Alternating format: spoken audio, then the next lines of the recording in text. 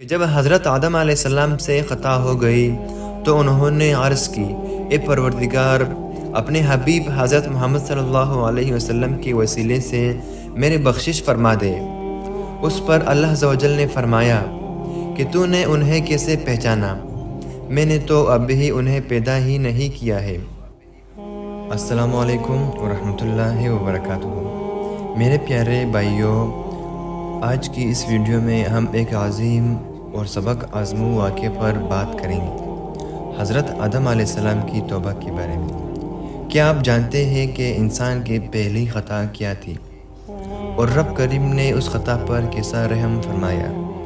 یہ واقعہ نہ صرف ہمارے ایمان کو مضبوط کرتا ہے بلکہ ہمیں توبہ کی اصل حقیقت بھی سکھاتا ہے۔ یہ قصہ قرآن کریم میں کئی جگہوں پر بیان ہوا ہے اور یہ ہمیں بتاتا ہے کہ اللہ تعالیٰ کی رحمت اس کے غضب پر غالب ہے۔ تو آئیے حضرت آدم علیہ السلام کی توبہ کی خوبصورت داستان کو قرآن کی روشنی میں سمجھتے ہیں۔ پھر آدم علیہ السلام نے سیکھ لیے کچھ کلمے اپنے رب سے، تو اللہ نے ان کی توبہ قبول کی۔ بے شک وہی توبہ قبول کرنے والا مہربان ہے۔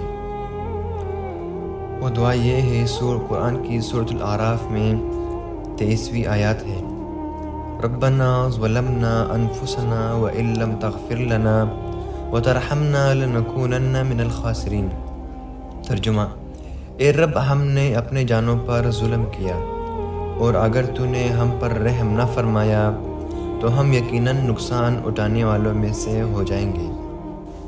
حضرت بن ابی کعب رضی اللہ تعالیٰ عنہ سے مروی ہے کہ حضور نبی کریم صلی اللہ علیہ وسلم نے فرمایا کہ حضرت آدم علیہ السلام نے عرض کیا کہ یا رب، اگر میں توبہ کر لوں تو کیا مجھے جنت میں واپس بھیج دیا جائے گا؟ اللہ عز و جل نے فرمایا ہاں۔ اس لیے پھر حضرت آدم علیہ السلام نے اللہ تعالیٰ سے یہ دعا کی، اے اللہ، تیری سوا کوئی عبادت کے حقدار نہیں، تو ہر عیب سے پاک ہے اور تعریف کا حقدار ہے۔ اے رب، میں نے اپنے آپ پر زیادتی کی ہے تو مجھے بخش دے، کیونکہ سب سے بہتر بخشنے والا تو ہے۔ اے اللہ، تیری سوا کوئی عبادت کا حقدار نہیں، تو ہر عیب سے پاک ہے اور تعریف کا حقدار ہے۔ اے میرے رب، میں اپنے آپ پر زیادتی کر بیٹھا ہوں، لہٰذا تو مجھے بخش دے کہ تو سب سے زیادہ رحم کرنے والا ہے۔ اے اللہ، تیرے سوا کوئی بھی عبادت کا حقدار نہیں، تو ہر عیب سے پاک ہے اور تعریف کا حقدار ہے۔ اے پالنے والے، میں نے اپنے آپ پر زیادتی کی ہے تو میری توبہ قبول فرما لے، کیونکہ تو سب سے بڑھ کر توبہ قبول کرنے والا ہے۔ یہی وہ دعا ہے جب کہ حضرت آدم علیہ السلام نے اللہ تعالیٰ سے توبہ کے لحاظ سے مانگی تھی۔ اس دعا کو میں نیچے ڈسکرپشن میں منشن کر دوں گا، آپ لوگ چاہے اس دعا کو یاد کر سکتے ہیں۔ حضرت عبداللہ بن عباس رضی اللہ تعالیٰ عنہ سے اس آیت کے بارے میں روایت ہے، فرماتے ہیں کہ حضرت آدم علیہ السلام نے عرض کی، اے پروردگار، کیا تو نے مجھے اپنے قدرتی ہاتھ سے نہیں بنایا؟ اس پر اللہ عز و جل نے فرمایا کیوں نہیں؟ حضرت آدم علیہ السلام نے عرض کی کہ کیا مجھ میں اپنی طرف سے روح نہیں پھونکی؟ اللہ عز و جل نے فرمایا ہاں، پھونکی ہے۔ حضرت آدم علیہ السلام نے کہا کہ میں نے چھینک ماری تو نے مجھے سکھایا کہ اللہ تم پر رحم کرے، جبکہ تیری رحمت تیری ناراضگی پر غالب ہوتی ہے۔ اللہ عز و جل نے فرمایا ہاں، ایسا ہی ہے۔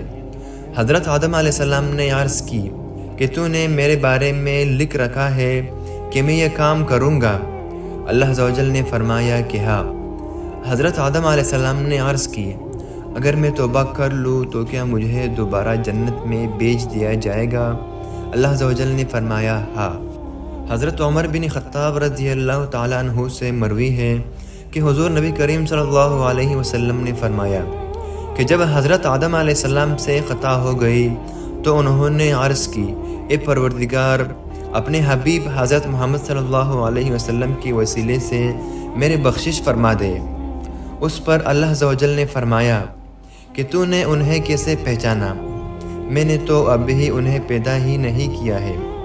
حضرت آدم علیہ السلام نے عرض کی کہ جب تو نے اپنے قدرت سے مجھے پیدا کیا اور مجھ میں اپنے روح پھونکی تو میں نے سر اٹھایا تو دیکھا کہ عرش کے پالیوں پر لا الہ الا اللہ محمد رسول اللہ لکھا ہوا تھا، جس میں سے معلوم ہو گیا کہ تو نے اپنے سب سے پیارے شخص کا نام اپنے ساتھ ملایا ہے۔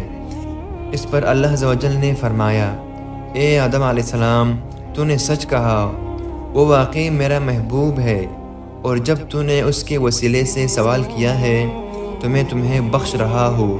اگر محمد صلی اللہ علیہ وسلم نہ ہوتے تو میں تجھے پیدا ہی نہیں کرتا۔